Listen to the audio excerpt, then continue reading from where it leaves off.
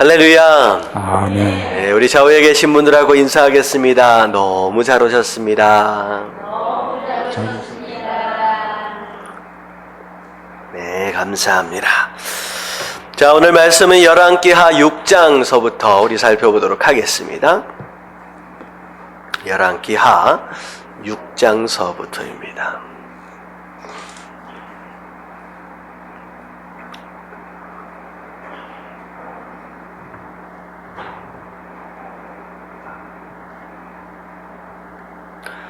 네, 그래도 아직까진 견딜만 하죠?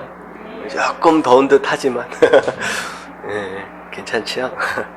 자, 열왕기하 6장 1절서부터 2절까지만 같이 한번 보도록 하겠습니다. 다 같이 시작.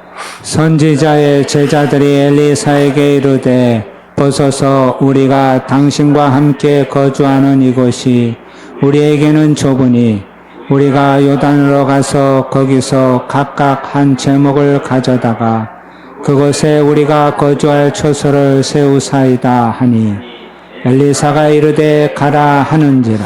자, 엘리사가 하나님의 선지자로서 활동을 왕성하게 하고 있을 당시입니다.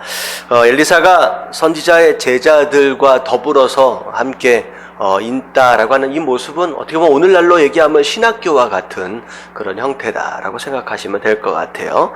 자, 근데 함께 거주하고 있는 상황 가운데 자리가 좁아졌다. 이 얘기는 뭐냐면 건물이 멀쩡하게 있는 건물이 갑자기 10평짜리가 5평짜리를 줄 일은 없잖아요. 뭐가 많아졌다는 얘기예요. 선지자들이 많아졌다. 선지자들이 되기 위해서 훈련받고 있는 제자들이 많아졌다라고 하는 것을 의미합니다. 어떻게 보면 좋은 일이기도 해요. 하지만 이때 당시에 이 북이스라엘 같은 경우에는 영적인 심각한 암흑기를 지금 거쳐가고 있는 상황이기 때문에 어찌 보면 하나님의 말씀을 증거하고 그의 뜻대로 또 사역을 감당하는 자들이 하나님 입장에서 굉장히 많이 필요하지 않았겠느냐. 그래서 주의 종들이 점점점 신학교에 많이 몰려들었고요. 또 하나님 말씀을 배우는 사람들이 많이 많아졌습니다. 근데 사람들이 많아지다 보니까 함께 머물러 있던 장소가 이제 비교적 적어지는 상황이 벌어진 거예요. 자, 그래서 거주할 처소를 새롭게 세우기 위해서 요단강 근처에다가 새로 우리 집을 지읍시다 라고 제자들이 먼저 솔선수범해서 나서서 이제 권유를 한 거예요. 그랬더니만 엘리사가 그래 그러면 해라 라고 얘기를 합니다. 자, 그런 가운데 3절 4절 5절 가니까 엘리사도 함께 동행하면서 요단 근처에다가 이제 멋있게 이제 신학교를 그리고 기숙사를 이제 짓게 되는 상황이 되었어요. 근데 문제가 하나 생겼어요. 나무를 베기 위해서 도끼질을 하다가 쇠 도끼가 어떻게 됐느냐? 날아가서 우물에 빠져버렸어요. 물에 이제 빠져버렸어요. 물에. 쇠 도끼는 물에 빠지면 어떻게 돼요? 가라앉지요. 잃어버린 겁니다. 잃어버린 상황이 된 거예요. 자, 이랬더니 어떻게 하느냐? 사실 그 쇠도끼도 내 것이 아니라 빌려온 것이었는데 이런 일이 벌어졌는데 어떻게 돌려줄 수도 없고 더 이상 집을 지을 수 있는 상황도 아니고 그래서 엘리사에게 이야기했더니 나뭇가지 하나를 베다가 물에다가 탁 던지니까 쇠도끼가 어떻게 됐어요? 물에 떠올랐습니다. 그래서 떠오른 그 쇠도끼를 가지고 다시 집도 잘 짓게 되었고요. 또 돌려줄 수 있게끔 되었다는 거죠. 이 말씀을 딱 읽으면서 우리 한국의 전래동화가 생각이 나죠. 도끼가 물에 빠졌더니만 누가 나타나요? 산신령이 나타나서 금도끼, 은도끼를 뽐주면서 이 도끼가 네 도끼냐 저 도끼가 네 도끼냐. 참말을 얘기했던 사람이 오히려 금도끼와 은도끼를 다 가져간 것 같아. 혹시 여기에서 카피를 해간 것이 아닌가 그런 생각이 드는데 이 말씀을 좀 읽으면서 그런 생각을 해봤습니다. 엘리야가 사역을 감당할 동안 일으켰던 그 기적들과 엘리사가 일으켰던 기적들하고는 조금 비교가 좀 되어져요.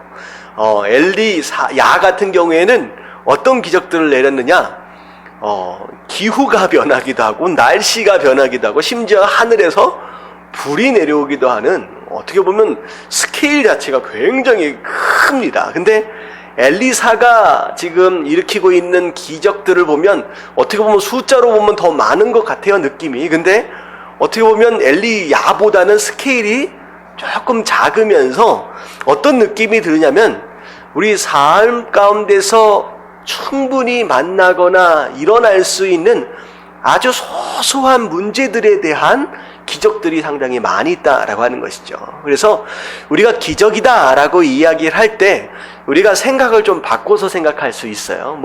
갑자기 대단한 큰 변화가 일어나고 뭐가 어떻게 된다, 뭐가 무너져 내리고 뭐가 내리고 이런 것들만이 기적이 아니라 실제적인 우리의 일상의 삶의 현장에서 소소하게 일어나는 작은 문제들까지도 하나님께서 관심을 가지시고 터치하시고 그 가운데 하나님의 역사하심을 경험하도록 하시는 거. 여러분, 이런 것들 자체가 어떻게 보면 이런 것들도 하나님께서 일으키신 기적이다라고 하는 거죠. 그래서 제가 이런 기적을 생각하면서 무슨 생각을 하게 됐냐면, 전에 제가 섬기던 교회에 있을 때 어떤 목사님이 한 분 계셨는데 되게 재밌는 목사님이에요. 근데 그 목사님은 어떤 은사가 있냐면 잃어버린 물건을 찾는 은사가 있어요. 그래가지고 뭐가 잃어버렸다 그러면요, 가서 같이 기도해요. 정말로 신기하게 한 일주일이나 2주일 있으면요, 그 물건이 찾아져요. 심지어 저도 경험한 게 있는데, 제가 기타를, 이 앞에 우리 한 목사님이 치고 계시는 기타가 이제 제 기타입니다. 새로 산 기타인데 전에 쓰고 있는 기타가 있었는데 갑자기 기타가 없어진 거예요. 그래서 그 목사님이 저를 붙들고 기도합시다. 그래서 찾도록 기도하자는 거예요. 그래서 목사지만 과연 이게 기도한다고 찾아질까라고 하는 반신반의가 있잖아요. 그래서 근데 이제 기도했어요. 그냥 정말로 2주 후에 멀쩡하게 그 기타를 들고 누군가가 나타났어. 이런 일이 일어나요. 그런데 우리가 한참 생각할 때, 이런 것까지 우리가 기도해야 하느냐라고 하는 그런 거. 어떻게 보면 오늘 말씀이 사실 그런 거거든요. 이제 그런 것까지도 어떻게 보면 우리가 누구한테 기도할 필요가 있다? 예, 하나님께 기도할 필요가 있다는 거죠. 그럼 이런 것까지 하나님 꼭 기도해야 할까? 아니요. 하나님은 오히려 이런 작은 것들까지 물어봐주고 기도해 줄 줄 아는 어떤 그런 모습을 하나님께서 오히려 더 기뻐하시고 흐뭇해 하신다는 거죠. 그래서 제가 그런 얘기를 들은 적이 있어요. 부모들이 자녀를 키우다가 애들이 막 커가잖아요. 커가다가 서운하게 느끼는 경우가 언제가 되냐면 한 10대가 좀 지나가면서 애들이 사춘기가 들어가잖아요. 그런데 애들이 엄마하고 아빠한테 뭐라고 하냐면요, 아빠는 몰라. 그런 얘기 혹시 들어보셨어요? 그 전까지만 해도 에밀리도 마찬가지예요. 하여튼간 별의별 걸 다 물어봐요. 그래서 일단 이슬이 탁 터지기 시작하면 1초도 안 쉬고 차를 타고 가면 끊임없이 질문을 던지는 게 애들이거든요. 근데 어느 순간 나이가 먹어가면서 그 질문이 점점 줄기 시작하더니 오히려 부모가 물어보면 엄마는 몰라 라고, 아빠는 몰라 라고 얘기하는 것만큼 서운한 게 없다라는 얘기를 하더라고요. 마찬가지입니다. 하나님도 이런 소소한 것까지 물어봐야 하느냐? 아니요, 그렇지 않아요. 이런 건 하나님 앞에 말씀드리지 않아도 돼 라고 여기는 오히려 그런 부분이 오히려 하나님의 마음을 섭섭하게 해드리는 것이지, 세세한 것까지 하나님 앞에 고백하고 아뢰 줄 아는 이런 모습 오히려 하나님 기뻐하신다라고 하는 거 여러분 깨달으시고, 여러분 이런 것까지가 아니라 그 어떤 것이라도 하나님 앞에 고백하며 아뢰 수 있는 저와 여러분들 되시길 주님의 이름으로 축원합니다. 아멘. 그래서 학생들 같은 경우에는 시험 보기 전에도 할 때도 하나하나 하나님 앞에 물어보고 그렇게 할 수 있으면 너무 좋다라고 하는 것이죠. 자, 7절까지가 엘리사를 통하여 일어난 쇠도끼의 기적입니다. 자, 그리고 나서 8절서부터는 또 다른 이제 스토리가 등장을 하는데요. 자, 8절 같이 한번 읽어볼게요. 다 같이 시작. 그때 아람 왕이 이스라엘과 더불어 싸우며 그의 신복들과 의논하여 이르기를 우리가 아무데에 진을 치리라 하였더니. 자, 아람과 이스라엘과 사실은 굉장히 사이가 안 좋은 상태예요. 계속 아람이 이스라엘을 찝적찝적 거리고 있는 상황들이 계속 벌어집니다. 자꾸 쳐들어와서 전쟁 포로를 맞고 끌어가고 막 이런 내용들이 많이 일어났어요. 자, 그런 가운데 또 아람이 이스라엘을 또 침략하기 위해서 이제 길목들을 막아서 진을 치기 시작했습니다. 이제 쳐들어오려고 작전을 한 거죠. 자, 그랬더니 9절에 보니까 하나님의 사람 누구냐? 엘리사가 이스라엘 왕에게 이야기를 해주는 거예요. 아람 왕이 어떤 지역에 어떤 길목에 자꾸 진을 치고 있다 라고 하는 것들을 미리 알려주니까 이 군대가 이제 전략을 짤 때에 진이 쳐 있는 장소를 교묘하게 피해가기도 하고 또 진이 쳐 있는 장소를 또 잘 이렇게 해가지고 또 전쟁에 또 이기기도 하고 자꾸 이런 일이 벌어지는 거예요. 자, 그랬더니만 나중에 보니까 아람 왕이 생각할 때 야, 이거 우리나라에 우리 신하들 가운데 뭐가 있을 수 있다는 거예요.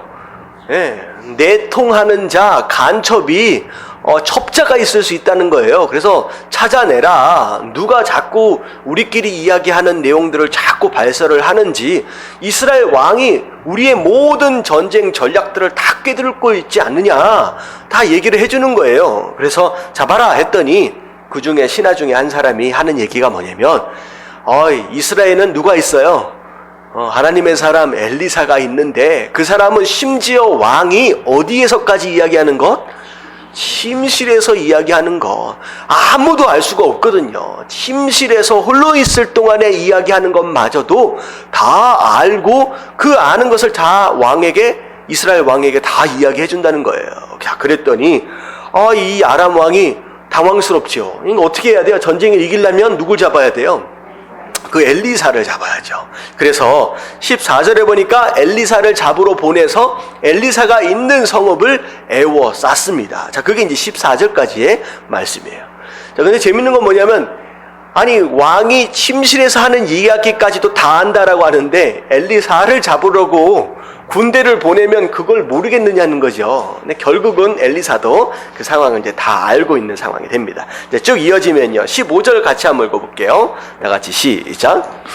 하나님의 사람의 사환이 일찍이 일어나서 나가보니 군사와 말과 병거가 성읍을 에워쌌는지라.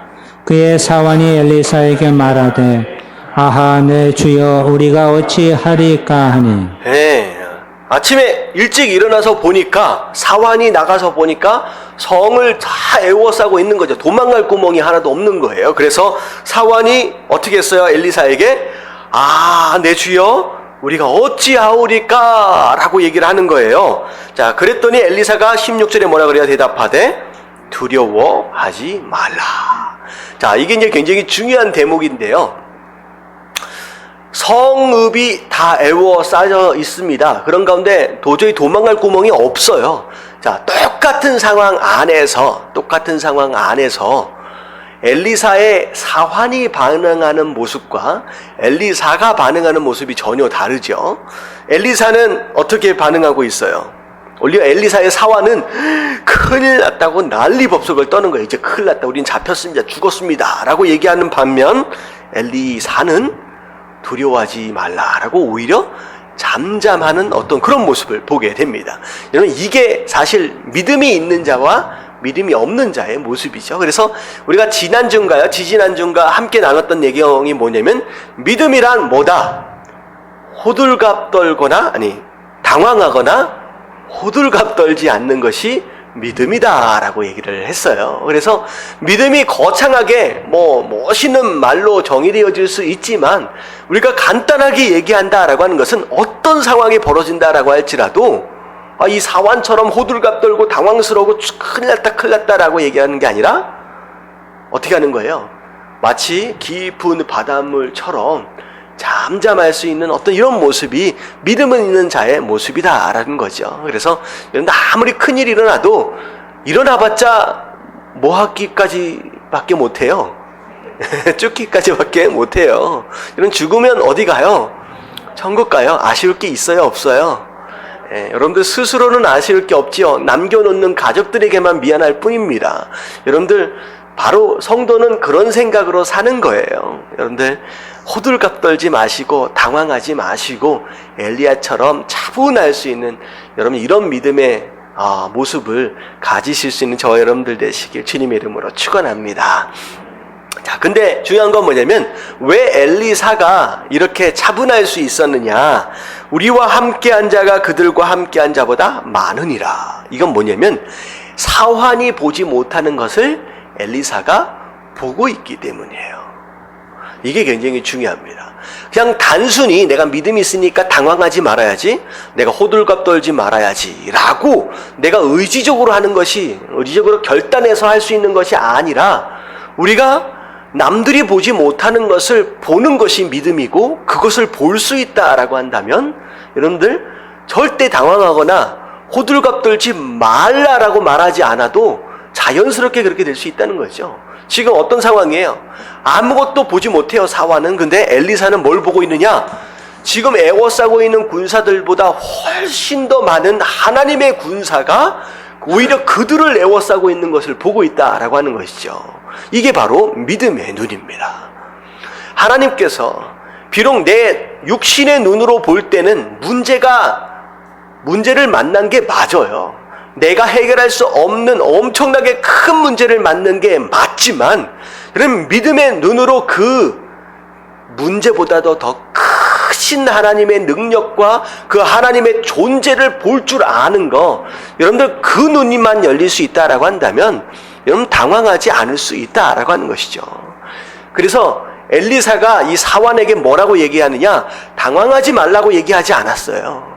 호들갑 떨지 말고 잠잠해라고 얘기하는 것이 아니라 뭘 위해 그냥 기도했어요? 눈을 열어달라고. 하나님, 이 사환이 지금 보지 못하기 때문에 이렇게 당황하는 것입니다. 하나님, 볼 수 있는 눈을 주시옵소서. 그래서 정말로 눈이 떠지니까 더 이상 사환이 당황하거나 호들갑 떨지를 않는 거예요.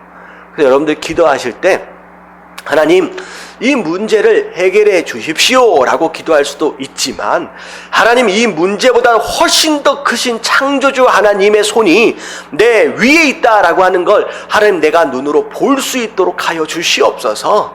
여러분들 이런 기도를 하고 그 눈만 열릴 수 있다라고 한다면 그 어떤 문제 앞에서도 우리가 당황하거나 두려워하지 않을 수 있다라고 하는 거죠.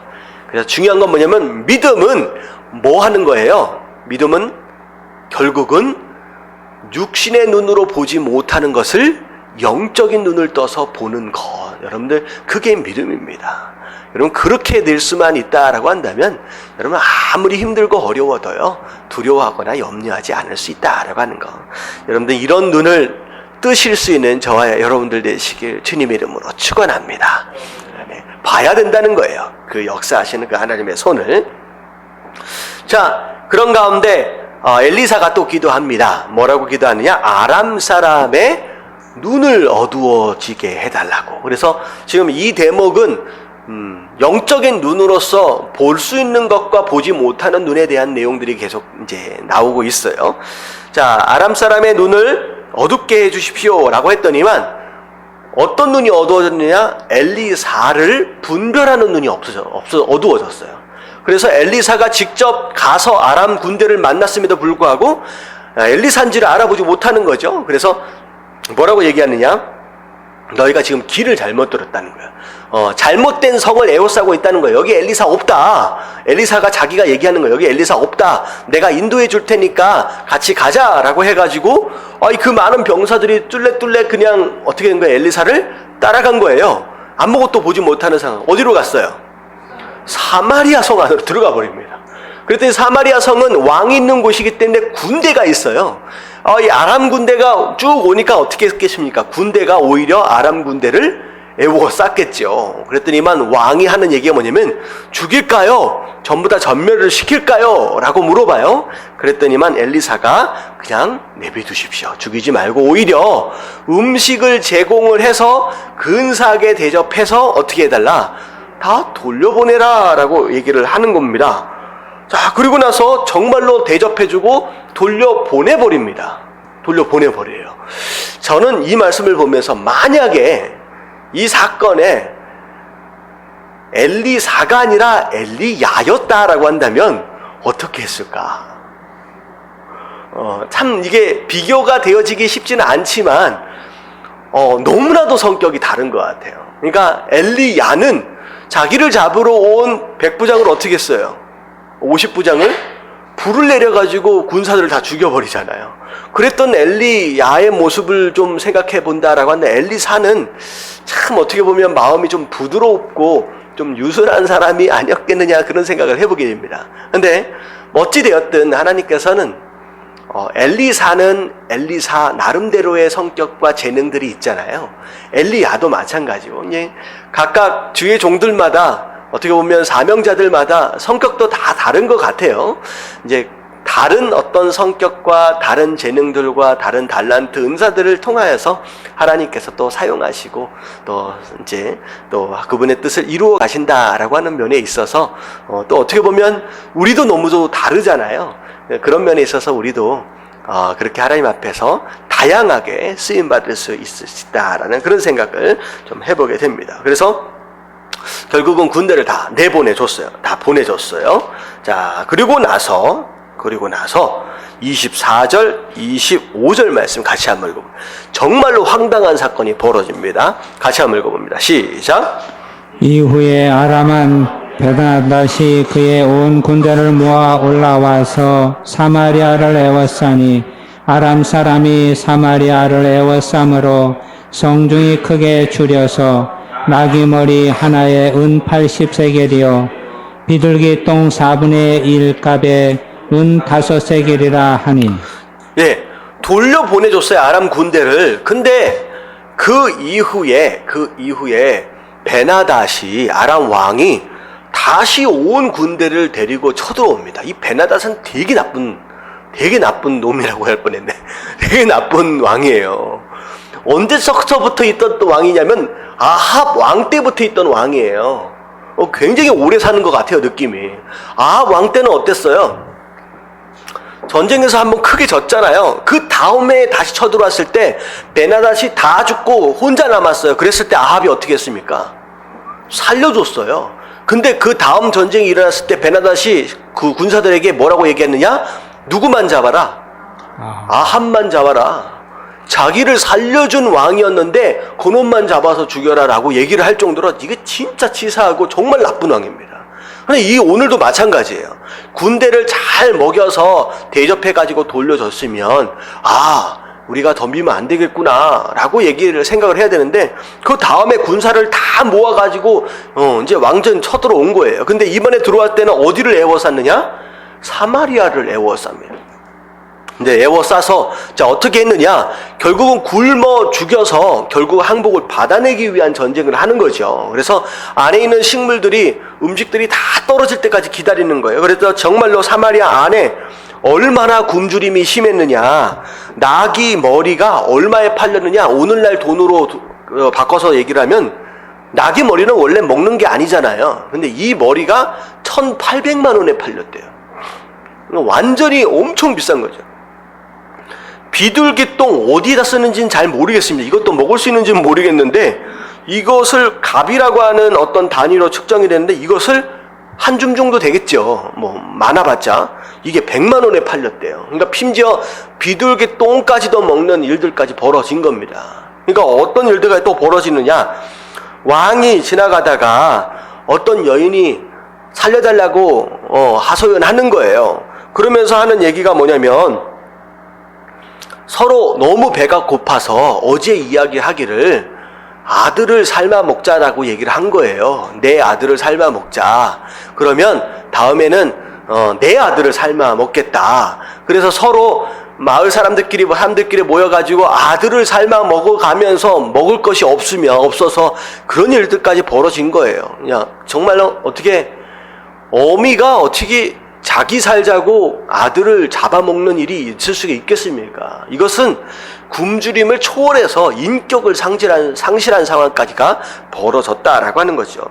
그런 가운데 이 왕이 그 소리를 듣더니 이제 나라가 망한 거나 다름이 없잖아요. 옷을 찢고서 통곡을 합니다. 자, 그러면서 하는 얘기가 뭐냐면, 엘리사의 31절 한번 읽어볼게요. 시작. 왕이 이르되 이르되 사밧의 아들 엘리사의 머리가 오늘 그 몸에 붙어 있으면 하나님이 내게 벌 위에 벌을 내리실지로다 하니라. 여러분들이 왜 이런 얘기를 했을까요? 왜 엘리사의 목을 벤다라는 얘기를 했을까요? 예, 지금 왕이 생각할 때에 이 아람 군대가 쳐들어온 책임이 누구에게 있다? 엘리사에게 있다. 왕이 뭐라 그랬어요? 다 죽일까요? 했는데 엘리사가 살려 돌려 보내자라고 얘기를 했잖아요. 만약에 그때 왕이 얘기한 것처럼 다 죽였다라고 한다면 이런 일이 일어나지 않을 수 있었을 텐데 이 모든 것에 대한 책임이 엘리사에게 있다라고 얘기를 하는 거죠. 여러분들 이게 어떤 얘기를 의미하느냐? 여러분들 하나님 말씀이기 때문에 순종을 했어요. 순종을. 근데 순종을 했더니 더 어떻게 된 거예요? 더 어려워진 거예요.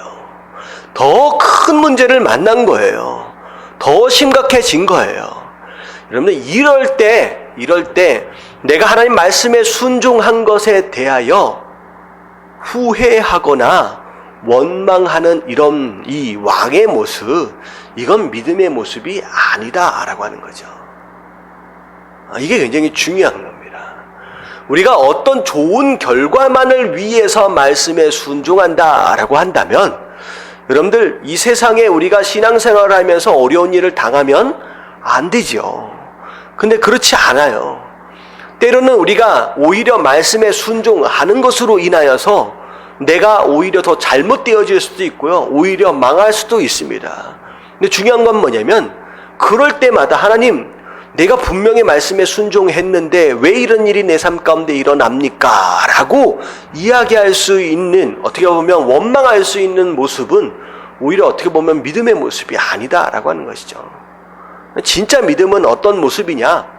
아무리 잘못되어지고 심지어 죽는다라고 할지라도 내가 순종한 것에 대하여 뭐하지 않는 것, 원망하거나 후회하지 않는 모습이 진짜 믿음의 모습이다라고 하는 것이죠. 정말로 이런 거예요. 우리가 신앙생활을 할 때 목적 자체가 잘 먹고 잘 살기 위한 것이다 라고 한다면 여러분 지금 제가 말씀드리고 있는 이야기는 전혀 말이 안 되는 이야기예요. 하지만 여러분 신앙생활의 목적 자체가 하나님의 뜻을 이루기 위한 것이다 라고 얘기한다 라고 한다면 지금 제가 말씀드리고 있는 이 이야기가 이해되어질 수 있어요. 이 얘기는 뭐냐면 여러분은 뭘 바꿔야 된다? 내가 신앙생활을 하는 목적을 바꿔야 됩니다. 이 목적이 바뀌지 않으면 끊임없이 일어나는 이런 상황들로 인하여 끊임없이 갈등하고 원망하는 인생밖에 안 된다라고 하는 것이죠.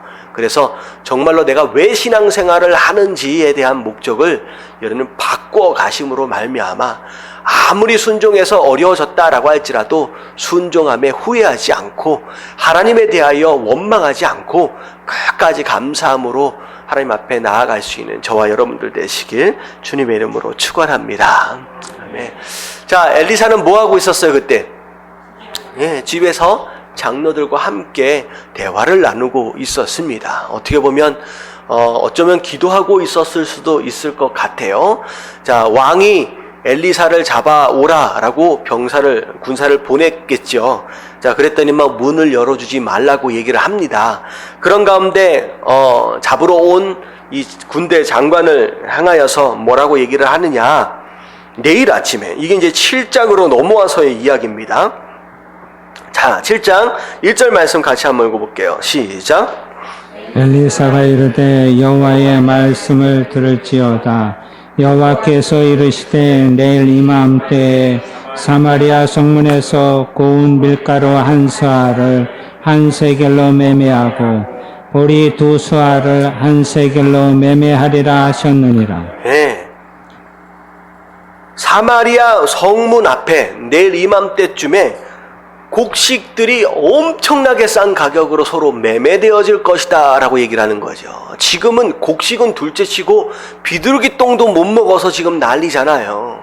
근데 어떻게 이런 일이 일어난다라고 얘기를 하는지 지금 엘리사가 지금 군대 장관에게 그렇게 얘기를 한 거예요. 자, 그랬더니만 자, 군대 장관이 뭐라고 얘기하느냐? 여호와께서 하늘에 창을 내신들 어찌 이런 일이 있으리요 하더라. 엘리사가 이르되 내가 내 눈으로 보리라. 그러나 그것을 먹지는 못하리라 하니라.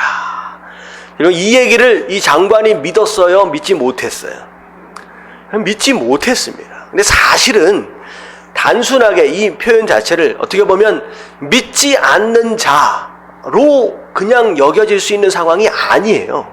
이 장관의 이야기를 잘 들여다보면 그냥 믿음 없음 정도가 아닙니다. 자, 뭐라고 얘기하고 있어요?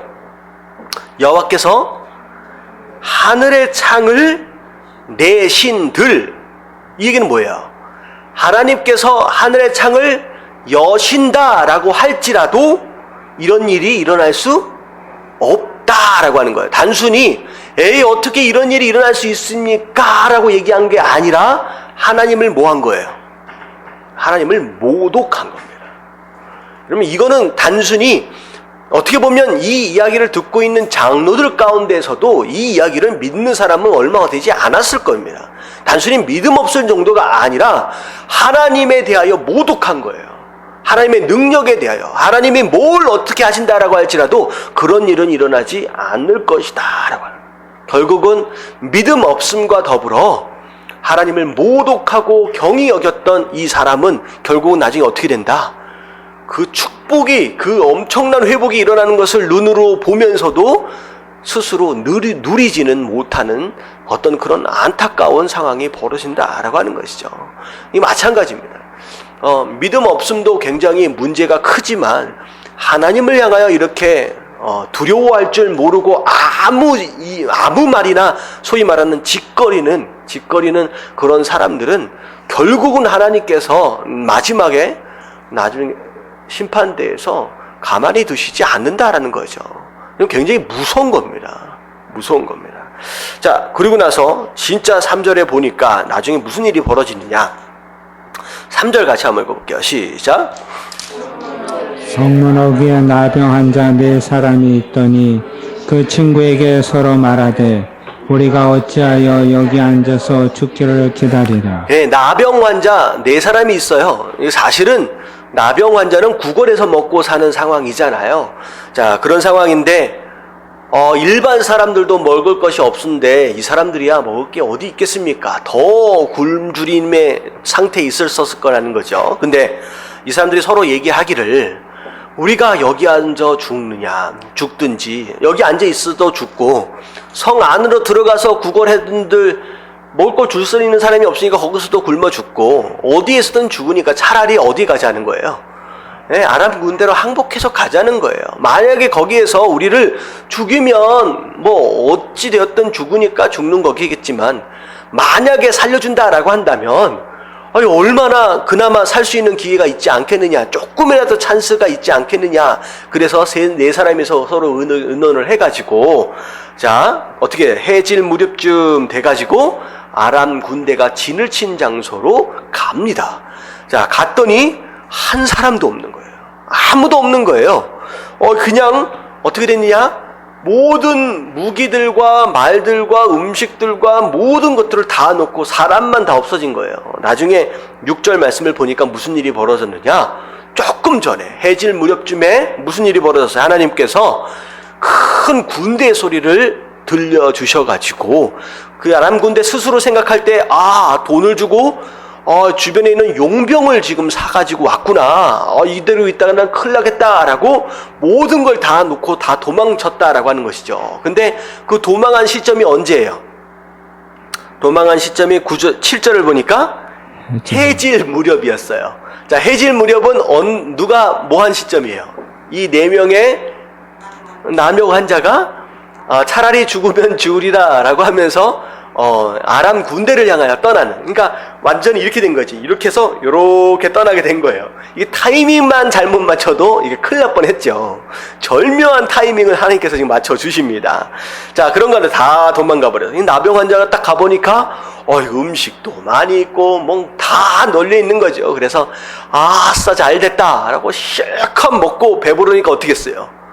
바리바리 싸질머지고서 자기 집에 갖다 숨겨놓고 또 와가지고 또 먹고 싸가지고 또 갖다 숨겨놓고 3번째 와서 한참 챙기다 보니까 누구 생각이 나요?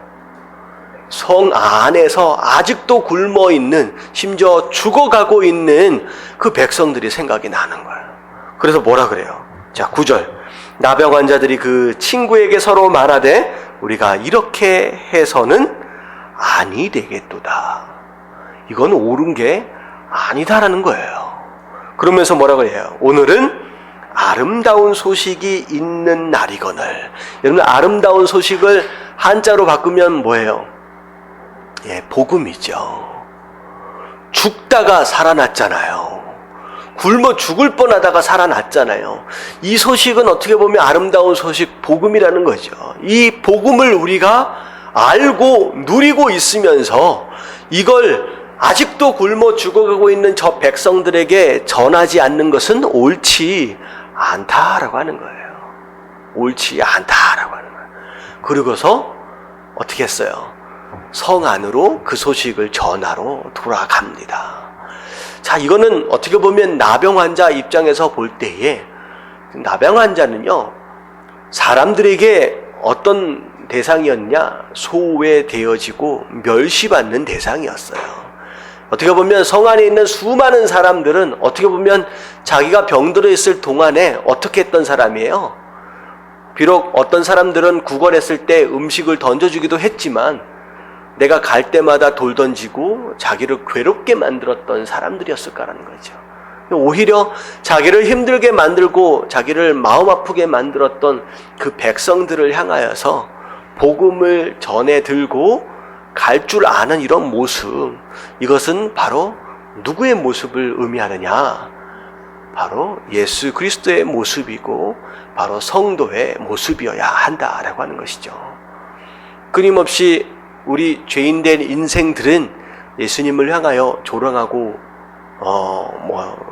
멸시하고 침뱉고 막 그랬잖아요. 그리고 십자가에 못 박기까지 하고, 하지만 예수님께서는 이 복음, 이 아름다운 소식과 이 아름다운 일들이 이루어져 갈 수 있도록 하기 위해서 그 십자가를 끝까지 지고 가시고 죽음까지도 받아들이셨던 그런 모습, 어떻게 보면 우리가 세상으로부터 어떤 소리를 듣고 어떤 대접을 받는다라고 하는 것과는 상관이 없이 우리가 어떻게 해야 한다, 저 세상을 향하여 마땅히 전해야 할 이 아름다운 소식을 전할 줄 아는 것, 그게 바로 우리의 사명이고 우리의 본분이다라고 하는 거예요. 어떻게 보면 이 소식을 알면서도 입을 꼭 다물고 있는 것, 이것 자체는 어떻게 보면 굉장히 잔인한 겁니다. 그래서 우리가 왜 전도를 해야 하는지, 왜 이 복음을 전하는 일들을 감당해야 하는지, 이런 말씀을 통하여 우리가 나병 환자의 모습이다라고 할지라도 그 사명을 감당해 갈 수 있는 저와 여러분들 되시길 주님의 이름으로 축원합니다. 아멘. 자, 그런 가운데 전해야 되지 않겠느냐라고 해가지고 전합니다. 성문으로 가서 전해요. 11절부터 쭉 나오는 내용입니다. 자, 전했더니 이 소식이 왕의 귀에까지 들어갔어요. 근데 왕은 뭐라고 생각했느냐? 이건 함정이다. 비워놓고선 들에 숨어 있을 거라는 거죠. 매복하고 있다가 우리가 다 물러갔구나, 후퇴했구나 라고 해서 우리가 성문을 열고 나오게 되면 어떻게 하겠다는 거예요? 매복했다가 우리를 덮치지 않겠느냐, 이건 전략 중에 하나이지 않겠느냐 라고 하는 그런 마음이 든 거예요. 이건 어떻게 보면 왕으로서 충분히 생각할 수 있는 상황입니다.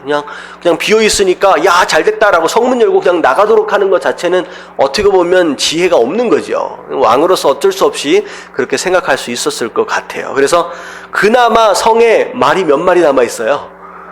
5마리 남아있어요. 싹 다 잡아먹고 혹시나 해서 남겨놓은 5마리, 거기다가 군사들을 태워서, 전령들을 태워서 보내보는 거야. 거꾸로 아람 쪽으로 쭉 돌아가서 했더니 정말로 아람 군대가 없어요. 더군다나 만약에 매복했다라고 한다면 진영에 뭐가 있으면 안 돼요? 무기들이 있으면 안 되잖아요. 근데 진영 안에 무기들이 다 남아 있었어요. 갑옷까지도 다 벗어놓고 있었거든요. 그러니까 이건 매복이 아니구나라고 하는 것이 성 안에 전달이 됩니다. 그랬더니 이 소식이 백성들이 딱 알게 되는 순간 백성들이 우와, 얼마나 굶주렸겠습니까? 그동안 못 먹었으니까. 그 음식을 가지러 성문을 통해서 쏟아져 나오는 거예요. 그런 상황 가운데 왕이 이 군대 장관, 아까쯤에 하나님을 조롱했던 군대 장관에게 네가 성문에 나가서 혹시나 무슨 일이 생길지 모르니까 좀 관리 좀 해라 라고 나갔더니 어떻게 됐어요? 하도 많은 사람들이 쏟아져 나오니까 이 많은 사람들에 의해서 밟혀서 죽게 되었다는 거죠. 그래서 정말로 이 기쁜 소식이 있고 정말 이 엄청난 축복과 회복이 있는 날 딱 한 사람만 어떻게 됐어요? 밟혀 죽는 일이 있었다는 거죠. 이게 바로 하나님을 모독하고 믿음 없이 막말을 한 사람들, 바로 그런 사람이 경험하게 될 최후의 모습이다라고 하는 거예요. 자, 그게 이제 20절까지의 말씀입니다. 근데 중요한 건 뭐냐면 20절까지 쭉 말씀이 이제 읽어 내려가다 보면 가장 많이 등장하고 있는 표현이 뭐냐면요. 16절 마지막에 뭐라고 나와 있어요? 여호와의 말씀과 같이 되었다라고 하는 거. 그러니까 엘리사가 했던 그 말씀 그대로 이 일이 일어났다는 거죠. 어쩌다가 일어난 게 아니에요. 그래서 그 17절 마지막 부분에 보면 그가 말한 대로 되었다. 그리고 18절 앞에 보면 왕에게 말한 바와 같이 되었다. 20절 뒤에 부분 가운데 보면 그대로 이루어졌다라고 얘기하는. 결국은 오늘 말씀에 본 말씀은 어떤 얘기냐? 하나님의 말씀은 반드시 어떻게 된다? 이루어진다라는 거예요. 이루어진다라는 거죠. 하나님의 말씀은 반드시 성취되어집니다. 그래서 우리가 성경을 볼 때 구약과 신약이라고 이야기하는 이유가 뭐예요? 구약은 예전 약속이에요. 신약은 새로 주신 약속입니다. 그러니까 말씀 자체가 뭐예요? 약속이라는 얘기예요. 그리고 구약, 어떻게 보면 구약에 있어졌던 수많은 약속들이 결국은 언제 다 일어나요? 신약에 다 일어납니다. 결국은 구약에 약속하셨던 그 예수 그리스도에 대한 언약과 그 약속이 신약을 통하여 일어나게 되고요. 결국은 신약에 그 이루어진 모든 약속과 더불어 새롭게 허락하신 그 약속이 어떻게 되고 있어요? 지금 오늘날에도 이루어져 가고 있고 장차 이루어지고 있다. 이루어질 것이라는 거죠. 그래서 우리의 신앙은요, 뭘 믿는 것이냐? 약속을 믿는 거예요. 하나님의 말씀을 믿는 겁니다. 여러분, 우리가 신앙생활을 하면서 하나님을 믿는다라고 얘기를 하고 예수 그리스도를 믿는다라고 얘기를 하잖아요. 근데 엄연히 얘기를 하면, 정확하게 얘기를 하면 뭐라고 표현하는 게 맞냐면 그러니까 그냥 하나님이 아니에요. 그냥 하나님이 아니라 말씀에 나타난 그 하나님을 믿는 거예요. 말씀을 근거로 한 그 예수 그리스도를 믿는 거예요. 많은 사람들이 스스로 하나님을 믿는다라고 얘기를 합니다. 근데 그 하나님이 말씀을 근거로 한 하나님이 아니다라고 한다면 그 하나님이 아니에요. 우리가 이걸 정확하게 알 필요가 있습니다. 많은 사람들이 하나님을 부르짖어요. 많은 사람들이 하나님을 믿는다라고 얘기를 하지만 과연 그들이 믿고 그들이 부르고 있는 하나님이 정말로 이 말씀 안에서 이야기하고 있는 그 하나님인지 아니면 마치 금송아지처럼 스스로 만들어낸 스스로의 하나님인지를 우리가 분별할 수 있어야 된다는 거죠. 저는 많은 성도들이 성도다라고 얘기를 하면서 이 말씀과는 상관이 없는 스스로의 하나님을 만들어서 그 하나님을 믿으면서 그 하나님이 하나님인 것처럼 착각하고 있는 경우들이 많다라는 생각을 해보게 됩니다. 우리 중요한 것은 말씀이에요. 말씀을 믿는 것이다 라고 하는 거죠. 그래서 자 2015년도 우리 비전이 뭐예요? 말씀이 모든 것의 기준이 되어야 한다. 하나님을 믿을 때도 마찬가지예요. 우리가 믿고 있는 그 하나님이 말씀을 기준으로 한 하나님이 맞느냐라고 하는 걸 항상 점검해야 돼요. 우리가 믿고 있는 예수 그리스도가 이 말씀을 근거로 한 예수 그리스도가 맞느냐 하는 거죠. 그래서 신약에 들어와서 사복음서에 나와 있는 그 예수 그리스도, 이 사복음서의 저자들이 가장 심혈을 기울였던 포인트 중에 하나가 무엇이냐? 예수 그리스도가 메시아인 이유를 어디에서 찾아가지고 오기를 애썼어요? 구약으로부터 찾아오기를 애쓰는 거예요. 왜 예수님이 메시아냐, 그리스도냐라고 하는 것을 내가 만나니까 좋은 사람이던데, 내가 만나니까 엄청난 사람이던데 라고 하는 얘기가 아니에요. 이 사복음서의 저자들이 하나같이 하려고 했던 얘기가 뭐냐면, 내가 만난 그 예수 그리스도는 어디에 예언되어졌던 예수 그리스도다? 구약에 예언되어졌던 바로 그 예수 그리스도다. 그 모든 예언대로 태어나셨고, 그 모든 예언대로 사셨고, 그 예언 모든 대로 사역하시고 죽으시고 부활하신 분이다 라고 하는 것을 이야기하기 위해서 굉장히 심혈을 기울입니다. 그게 복음서에 대한 내용이에요. 마찬가지예요. 우리가 하나님을 믿고 예수 그리스도를 믿을 때 내가 믿는 그 하나님과 내가 믿는 그 예수 그리스도가 말씀을 근거로 한 것인지를 우리가 항상 점검할 필요가 있다는 거예요. 잘못하면 우리가 누굴 만들어내요? 하나님을 스스로 만들어내버릴 수가 있다라고 하는 거예요. 여러분, 그래서 신앙생활은 말씀을 믿는 것이 신앙생활입니다. 자, 그래서 모든 것의 기준이 신앙의 기준마저도 말씀이 되어질 수 있는 저와 여러분들 되시길 주님의 이름으로 축원합니다.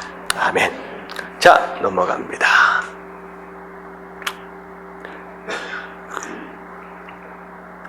열왕기하 8장 1절 말씀 같이 한번 읽어볼게요. 시작.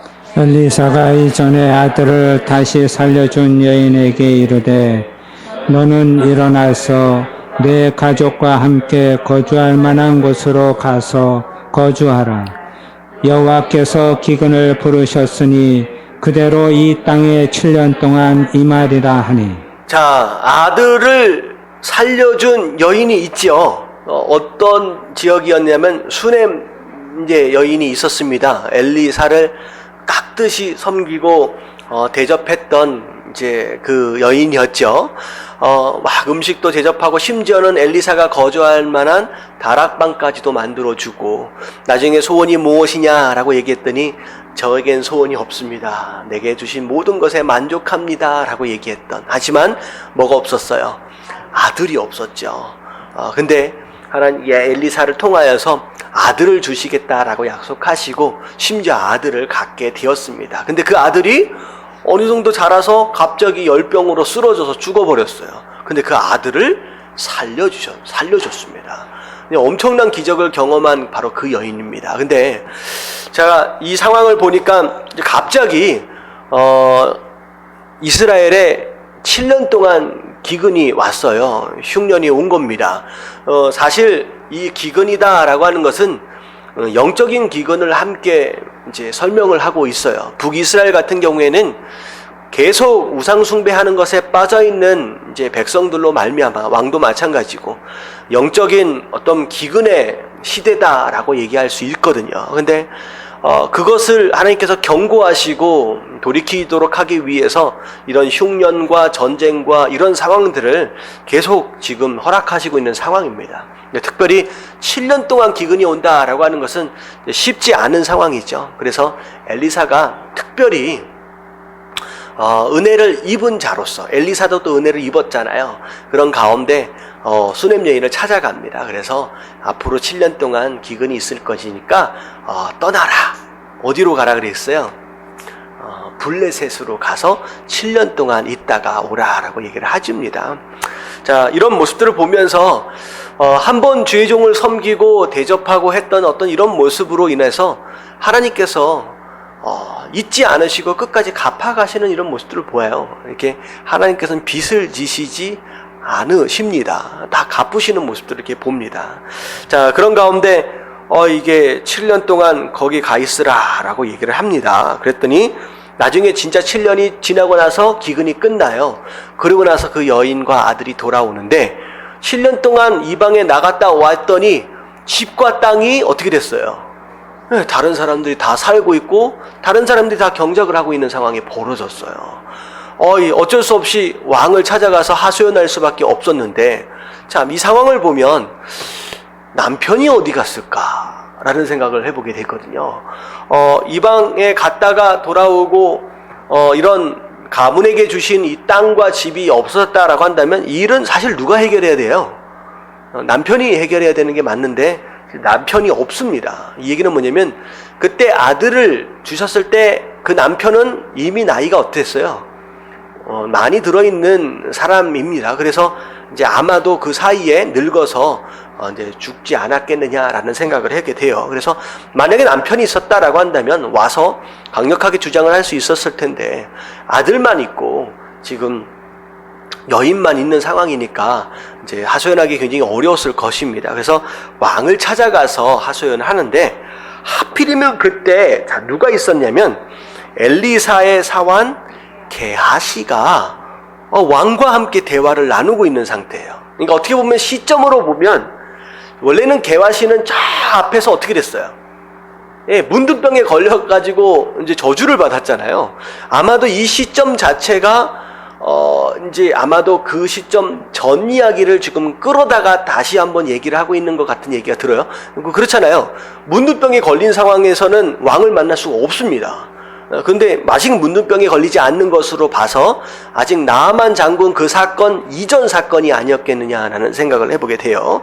자, 근데 이 게하시가 왕하고 이야기를 하는데 자, 무슨 얘기를 하느냐? 엘리사에 대한 얘기를 하는 거예요. 엘리사가 어떤 기적들을 일으키고 어떤 일을 행하는 거, 심지어는 죽은 이제 아이까지도 살리는 이런 이야기를 하는 거예요. 이 이야기를 왜 했겠습니까? 이스라엘 왕이 하나님을 믿어야 안 믿어요? 잘 안 믿는 사람이잖아요. 어떻게 보면 게하시가 왕을 찾아와서 전도하는 거예요. 진짜 하나님이 누구냐라고 하는 거, 하나님은 이런 능력을 행하시는 분이십니다 라고 하면서 막 그런 얘기를 하고 있는 찰나였습니다. 더군다나 죽은 아이를 살리는 그 얘기를 하고 있는 그 찰나에 누가 등장하고 있어요? 바로 그 수넴 여인과 그 아들이 등장을 하는 거예요. 하소연을 하니까 집도 잃어버리고 땅도 잃어버렸습니다 이야기를 하고 있는 상황이 됐는데 게하시가 옆에서 바로 이 아들입니다. 이 아이가 엘리사가 살려낸 바로 그 아이입니다 라고 얘기가 되는 거죠. 자, 그랬더니 그 얘기를 듣고 있었던 이 왕이 이 절묘한 타이밍 안에서 소원이 뭐냐 들을 것도 없이 당연히 다 돌려주지 라고 하면서 하소연할 필요도 별로 없이 어떻게 됐어요? 그 여인에게 속한 모든 것과 그 땅에서 떠날 때부터 이제까지 그 땅에서 있어질 수 있는 모든 소출을 어떻게 해달라? 다 돌려주는 거예요. 그동안 농사 지어서 나온 모든 소출을 다 7년 동안 나온 소출까지도 다 돌려줘라 라고 이렇게 판결이 나온 겁니다. 되게 황당한 상황이 벌어진 거죠. 자, 이렇게 보면 이 타이밍이다라고 하는 것이 굉장히 중요한 것 같아요. 성경을 보면 절묘한 타이밍 안에서 하나님께서 그분의 일을 이루어 가시는 것들을 되게 많이 보게 돼요. 예를 들어서 어떤 장면이 좀 생각이 나냐면 모세가 아기 때 태어났을 때 갈대 상자에 띄어지잖아요. 띄어져서 그냥 떠내려가고 있는 사이에 하필이면 그때 누가 목욕하러 나와요? 공주가 딱 그때 목욕을 하러 나와서 그 갈대 상자를 딱 만나게 되는 거예요. 만약에 못 만나면 어떻게 돼요? 그 갈대 상자가 그냥 지중해로 나가버리는 거죠. 그러면 모세는 죽는 겁니다. 그리고 나중에 이렇게 보면 에스더를 보면 모르드게가 그 다음날 처형당하게 되는 상황에 그 전날 갑자기 왕이 잠이 안 와가지고 역사책을 가지고 나와라 하더니만 모르드게가 자기를 살렸던 이야기를 하필이면 그때 읽어. 그래서 그때 어떻게 보면 목숨을 구원을 받는 경우도 있고요. 그래서 어떻게 보면 다른 사람들이 생각할 때는 우연이다라고 얘기할 수도 있지만 하나님의 철저한 계획 안에서 일어나는 일들은 어떻게 보면 그 절묘한 타이밍 자체가 하나님의 계획 안에 있는 것이다 라고 하는 것을 우리가 또 믿을 수 있다 라고 하는 것이죠. 그래서 우리가 매일매일 만나는 사람들, 사건들 어떻게 보면 우연이 아니다 라고 하는 거예요. 하나님의 이런 섭리와 인도하심, 바로 그런 가운데 우리는 그 계획 안에서 하나하나 인도하심 가운데 살아가고 있다라고 하는 것을 우리가 느낄 필요가 있다라고 하는 것이죠. 아멘. 자, 오늘은 좀 금방 또 정리가 될 것 같아요. 금요일로 넘어갑시다. 자, 7절과 8절 말씀 같이 한번 읽어볼게요. 다 같이 시작. 엘리사가 다메섹에 갔을 때 아람 왕 베나닷이 병들었더니 왕에게 들리기를 이르되 하나님의 사람이 여기 이르렀나이다 하니. 자, 여기까지요. 자, 이 7절을 딱 읽는 순간 아싸 잘됐다 이런 생각이 딱 들어요. 누가 병들었어요? 이 베나다 진짜 나쁜 놈이거든요. 야, 그렇게 몇 번을 목숨을 구해줬는데도 끝까지 이스라엘을 이렇게 괴롭히는 모습들을 보면서 야, 이 사람 누가 그런 얘기 있잖아요. 우리 한국 속담에 저런 사람 누가 안 잡아가나. 귀신은 뭐하나 이런 사람 안 잡아가고. 근데 잘됐다, 병이 들어버렸어요. 근데 엘리사가 딱 그때 다메섹을 향해서 가고 있는, 다메섹에 들어가 있는 상태입니다. 이 다메섹은 아람의 수도와 같은 장소예요. 아람의 수도와 같은 장소. 왕이 이제 거기 있으니까요. 자, 근데 이 사람들이, 하나님의 사람이 다메섹에 들어왔습니다 라고 얘기를 하니까 이 베나닷이 병든 가운데 이 예물을 갖춰가지고 가서 물어보라는 거예요. 내 병이 나을 병인지 죽을 병인지 가서 좀 물어봐라 라고 얘기를 합니다. 자, 그리고 나서 9절에 보니까 예물을 준비하는데 어느 정도 선물을 준비하느냐? 낙타 40마리에 실을 정도의 예물이면요, 거의 개인에게 주는 선물이 아니라 어떻게 보면 나라에게 주는 선물과 같은 엄청난 예물을 준비하는 거예요. 지금 어떻게 보면 베나닷 입장에서 본다면 지금 내가 죽느냐 사느냐라고 하는 상황이기 때문에 뭐 나라의 반이라도 쪼개줄 수 있는 상황이죠. 근데 이 사람은 살려줘 봐도 나중에 어떻게 할 사람이에요? 또 엘리사 잡은다고 난리칠 사람이에요. 이건 반드시 죽어야 됩니다. 근데 이게 보니까 어떻게 돼요? 나중에 이제 하사엘이라고 하는 신하를 시켜서 엘리사한테 죽을지 살지를 달라고 보냈어요. 그랬더니 엘리사가 뭐라고 얘기를 하느냐? 자, 10절 같이 한번 읽어봅니다. 시작. 엘리사가 이르되 너는 가서 그에게 말하기를 왕이 반드시 나으리라 하라. 그러나 여호와께서 그가 반드시 죽으리라고 내게 알게 하셨느니라 하고. 네, 병이 낫는다라고 얘기했는데 하지만 죽는다라고 얘기를 하는 거예요. 죽는다. 그러면서 이 엘리사가 지금 하사엘을 부끄럽기까지 얼굴을 쏘아봤대요. 많이 쳐다보는 거예요. 민망하게끔. 그러니까 갑자기 웁니다. 그러니까 이 하사엘이 깜짝 놀라죠. 왜 우는지, 내 주에 어찌하여 우시나이까? 라고 얘기를 하니까 이 엘리사가 뭐라고 그랬냐? 내가 이스라엘 자손에게 행할 모든 악을 내가 알미라. 네가 성에다 불을 지를 것이고 심지어 칼로 사람들을 죽이고 아이들을 맺히고 심지어 임산부의 배를 가르는 엄청난 잔악한 짓들을 하게 될 것이다 라는 걸 미리 안다는 거예요. 그랬더니 하사엘이 나는 아무런 능력도 없다는 거예요. 내가 뭐길래 내가 그런 큰 일을 하겠습니까? 에이. 그랬더니 엘리사가 뭐라 그래요? 네가 장차 아람의 왕이 된다는 거죠. 아람의 왕이 된다. 자, 그 얘기를 듣고 떠납니다. 그리고서 아람 왕한테 가서 뭐라고 얘기해요?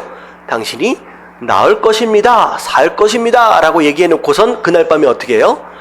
이불을 적셔서, 물로 적셔서 얼굴 위에 덮여서 호흡을 하지 못하도록 해서 자기가 죽입니다. 자, 그리고 나서 누가 왕이 돼요? 진짜 예언되었던 대로 하사엘이 아람의 왕이 되어버립니다. 자, 이 말씀을 보면서 이 하사엘이라고 하는 사람을 우리가 좀 잘 보면 좋은데, 이 하사엘이 예물을 준비해가지고 엘리사에게 자기가 죽을지 살지를 물어보려고 보냈잖아요. 어떻게 보면 물어보려고 보낸 이 상황으로 인하여서 오히려 자기의 명을 어떻게 한 거예요? 그냥 재촉한 거예요. 병들어 죽지 않았잖아요. 오히려 병은 낫는다 그랬잖아요. 오히려 살해를 당한 겁니다. 오히려 만약에 하사엘을 보내지 않았고 하사엘이 자기가 왕이 된다라고 하는 걸 몰랐다라고 한다면 오히려 좀 더 살 수 있었을 텐데, 오히려 보낸 그것으로 말미암아 그날 밤에 자기가 죽게 되는 상황이 벌어진 겁니다. 자, 이건 뭘 의미하느냐?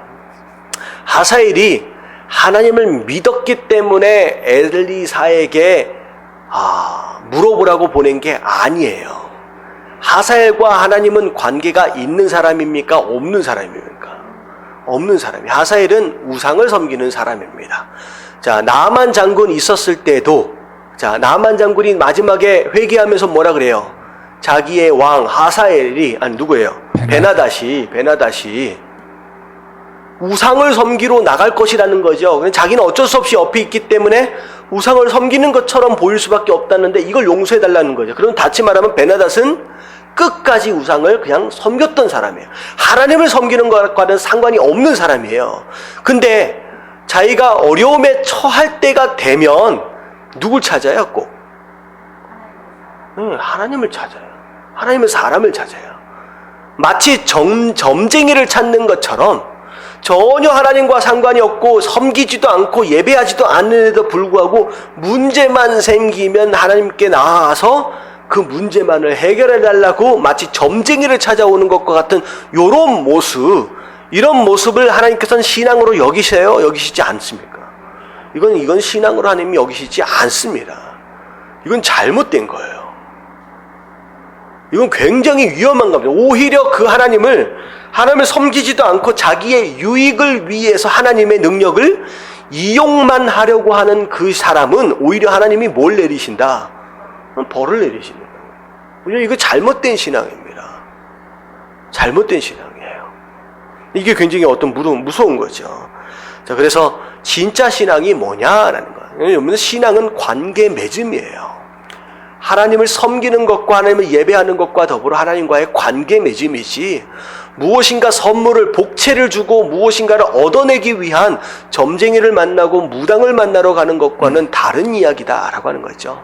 여러분들, 하나님께 헌금을 하는 것도 마찬가지예요. 그 양이 많고 적음을 떠나서 어떻게 보면 낙타 40마리에 실려 보내는 어떤 그런 문보하다라고 한다면 헌금을 했다라고 생각을 해보세요. 그러면 엄청난 헌금을 한 거거든요. 근데 그 헌금으로 여기시지 않아요.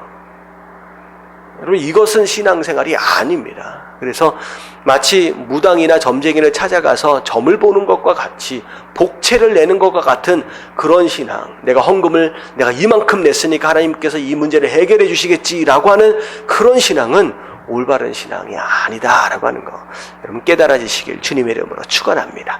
아멘.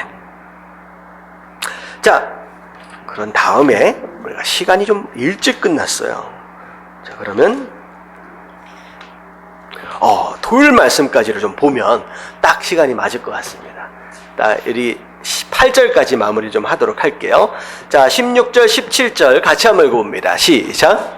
이스라엘의 왕 아합의 아들 요람 제5년에 여호사밧이 유다의 왕이 되었을 때 유다의 왕 여호사밧의 아들 여호람이 왕이 되니라. 여호람이 왕이 될 때 나이가 32세라. 예루살렘에서 8년 동안 통치하니라. 예, 이 전까지는 지금 이스라엘 왕에 대한 내용이 쭉 진행되어지다가 지금 이제 16절 이하에서부터는 유다의 왕이 누가 되었느냐라고 하는 것에 대한 내용이에요. 자, 아합의 아들 요람이라고 나오잖아요. 앞에는 뭐라고 나왔었어요? 여호람이라고 나왔었잖아요. 그러니까 여호람이 요람으로 같이 이제 똑같은 이제 표현입니다. 근데 이 밑에 유다 여호사밧의 아들 누가 왕이 됐어요? 여호람. 이름이 똑같아져 버려요. 그래서 이때부터 북이스라엘의 왕을 여호람을 요람이라고 부르고요. 이때부터 남유다의 왕을 여호람이라고 그대로 부른 겁니다. 자, 그런데 이 여호람이 어떤 왕이었느냐? 자, 8절에 보니까 그가 이스라엘의 왕들의 길을 따라갔대요. 유다가 아니라 저 위에 계속 악을 행하고 있는 아합의 길, 어떻게 보면 이스라엘 왕들의 길을 갔는데 심지어 아합의 집과 같이 하였으니 이는 아합의 딸이 그의 아내가 되었습니다. 제가 전에 한번 말씀드렸죠. 이 여호사밧 유다의 왕이 참 괜찮은 왕이었습니다. 그나마 하나님을 섬기려고 했는데 큰 실수 중에 하나가 뭐냐면 북에 있는 이스라엘과 좋은 관계를 위해서 자기 아들을 아합의 딸하고 결혼을 시켜버린 거예요. 그랬더니 결국은 서로 싸우진 않았지만 이 이스라엘이라고 누구죠? 누구 나라죠, 옆에? 위에? 아람. 아람. 나라 이름이 생각나요. 이스라엘하고 아람하고 계속 싸우는데 서로 정역 결혼을 맺는 것으로 인해서 끊임없이 이 전쟁에 계속 참여하게 되면서 곤란함을 경험하게 된다라고 하는 거죠. 근데 결국은 그 아들 떼에서는 이 딸, 며느리죠. 며느리를 잘못 들여놓는 것으로 말미암아 이 여호람도 결국은 북이스라엘과 똑같이 우상을 섬기는 그런 큰 실수를 저지르게 됩니다. 그래서 제가 이 말씀을 전할 때 말씀을 드렸죠. 지혜가 뭐냐? 결혼이라고 시켜서 같이 화목하면 좋겠다, 이게 아니라 뭐가 지혜냐? 무조건 뭐에 순종하는 거? 네, 말씀에 순종하는 거예요. 내가 생각할 때에 이 상황이나 여러 가지를 계산할 때 그렇지 않아 보인다라고 할지라도 말씀에 순종하는 것이 가장 큰 지혜라는 거죠. 잠깐 머리 한번 돌렸다가 굉장히 어려움을 경험하게 됩니다. 자, 여호와께서 그의 종 다윗을 위하여 유다를 멸하기를 즐겨하지 아니하셨으니 이는 그와 그의 자손에게 항상 등불을 주겠다고 말씀하셨기 때문에, 어떻게 보면 이 여호람이 굉장히 악을 행했음에도 불구하고 하나님께서 다윗과 하신 약속이 있었어요. 그 약속 때문에 이 여호람을 그냥 내버려 두신 거예요. 은혜를 내버려 두신 거예요. 그래서 자손에게 항상 등불을 주겠다라고 하는 것, 어떻게 보면 이 등불로 인하여, 이 계속 개성되어지고 있는 이 등불로 인하여 나중에 누가 태어나요? 다윗의 후손 가운데 예수 그리스도가 이제 태어나게 되죠. 그 약속 때문에 지금 이제 봐주게 되는 거예요. 그런 가운데 여호람 때의 에돔이 유다의 손에서 배반하여 자기 위에 왕을 세우는 거로. 그러니까 에돔이 유다의 속국이었던 것 같습니다. 그래서 왕이 없었어요. 에돔 나라 자체에. 그랬는데 이게 여호람이 하나님을 배반하고 우상을 섬기게 되는 것으로 말미암아 유다 나라의 힘이 점점점 약해지는 거죠. 그러니까 그 속국으로 있었던 에돔이 이스라엘을 배반하게 되고요. 심지어 저 밑에 내려가면 22절을 보니까 림나라고 하는 조그만 나라도 그 유다를 배반하게 됩니다. 그래서 주변에 조공을 받으면서 속국으로 다스리고 있던 주변에 있는 나라들이 전부 다 이스라엘을 떠나게 되는 거예요. 결국 이 얘기는 뭐냐면 여호사밧이 왕으로 있었을 때만 해도 그렇지 않았습니다. 그렇지 않았어요. 결국은 성도의 가장 큰 능력은 누구로부터 오느냐? 하나님과의 관계로부터 온다는 거죠. 그 하나님과의 관계가 서서히 깨지기 시작하니까 주변에 있는 사람들이 점점점 우습게 보기도 하고, 어떻게 보면 그것으로 말미암아 사람들이 다 떠나가고 오히려 적으로 바뀌게 되는 이런 상황이 벌어지게 됩니다. 자, 그래서 하나님과의 관계가 성도의 가장 큰 능력입니다. 그래서 어떻게 보면 오늘날 우리 교회가 세상으로부터 우습게 여김을 받고 욕을 먹는 이유 중에 하나가 뭐냐면 우리가 어떻게 하고 있기 때문에요. 하나님과의 관계를 온전하게 세워가지 못하고 있는 것이기 때문에 일어나는 일일 수 있어요. 어떻게 보면 하나님과의 온전한 관계 있으면 있을수록 세상은 우리를 우습게 여기지 못합니다. 결국은 다 떠나가요. 자, 23절에 보니까 여호람이 남은 사적과 그 행한 모든 일들이 다 기록되어졌다. 결국은 여호람이 한 일이 뭐예요? 그냥 자기 우상 열심히 섬기다가 나라의 힘 다 잃어버리고 조공을 바쳤던 속국마저도 다 잃어버리고 그렇게 살다가 갔다라고 하는 것이 그가 왕이 돼서 한 일의 전부였다라고 하는 것이죠. 자, 그리고 나서 25절. 자, 보면 이스라엘 왕 아합의 아들 요람, 제 12년에 유다 왕 여호람의 아들 아하시야. 굉장히 되게 비슷하지 않아요? 이름들이 자꾸 비슷해서 이제는 이제 다 헷갈리고 있어요. 여호사밧, 아하시야. 어떻게 보면 완전히 다른 단어인데 굉장히 헷갈려집니다. 이제 새로운 왕이 이제 등장을 해요. 아하시야가 왕이 될 때 나이가 22세입니다. 그러니까 위에 있었던 여호람이 그냥 갑작스럽게 죽은 거예요. 금방 오래 살지 못하고 죽습니다. 그래서 예루살렘을 1년 통치를 합니다. 어떻게 1년밖에 통치를 못했을까? 자, 그랬는데 나중에 보니까 지금 그의 어머니의 이름이 아달랴라, 이스라엘 왕 오므리의 손녀더라. 이게 지금 전부 다 이스라엘, 북이스라엘과 이게 가문이 다 섞여버린 거예요. 자, 아하시아가 아합의 길로 행하여 아합의 집과 같이 여호와 보시기에 악을 행하시니 그는 아합의 집의 사위가 됨이었다. 결국은 여호람 나쁜 왕 그 다음에 또 다시 나쁜 왕이 생긴 거죠. 자, 그가 아합의 아들 요람과 함께 길랄 라못으로 가서 아람 왕 하사엘과 더불어 싸우더니 아람 사람들이 요람에게 부상을 입힌지라. 자, 또 이제 아람 전쟁에 또 어쩔 수 없이 참여할 수밖에 없었어요. 결국은 그것으로 말미암아 요람은 부상을 입고 요람 왕 아람 왕 하사엘과 싸울 때 라마에서 아람 사람에게 당한 부상을 치료하여 이스라엘로 돌아왔더라. 유다의 왕 요호람의 아들 아하시아가 아합의 아들 요람을 보기 위해 내려갔으니 이는 그가 병이 생겼음이더라. 서로 어떻게 보면 잘못된 관계.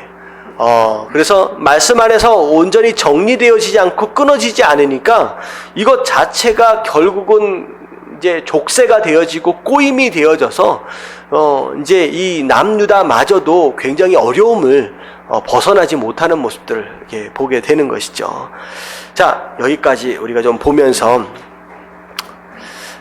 이스라엘 왕들 그나마 남유다는 조금 하나님을 열심히 섬기려고 하는 여호사밧 때문에 그나마 명주를 좀 이어가고 있었는데 갑자기 정약결혼 이거 잘못하는 것으로 말미암아 남유다마저도 이스라엘처럼 지금 더러워지고 있잖아요. 이런 모습들을 보면서 정말로 우리가 함께하고 있는 여러 관계들 안에서 어떻게 하는 것이 진짜 지혜냐라고 하는 거, 이런 말씀에 순종하는 것이 진짜 지혜고 그렇게 살아가는 것이 성도의 바른 모습이다라고 하는 걸 우리가 생각하며 그렇게 살아갈 수 있는 저와 여러분들 되시길 주님의 이름으로 축원합니다.